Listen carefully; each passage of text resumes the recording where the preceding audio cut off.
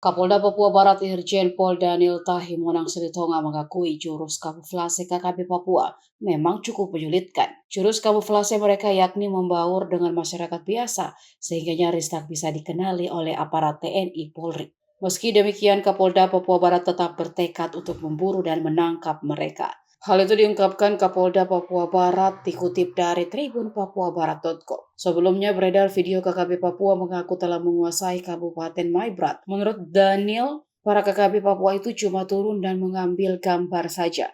Wilayah Maibrat justru aman dan kondusif. Kejadian itu mencuat melalui video berdurasi 3,24 menit Minggu 25 Desember. Dalam video itu, Komandan Operasi TPNPB Kodam 4 Sorong Raya Arnoldus Yancen Kocu mengaku telah menguasai Kumerkek dan mengatakan siap perang. Tak hanya itu, Arnoldus menyatakan diri siap menolak agenda kemanusiaan yang dilakukan oleh Komnas HAM di Maibrat.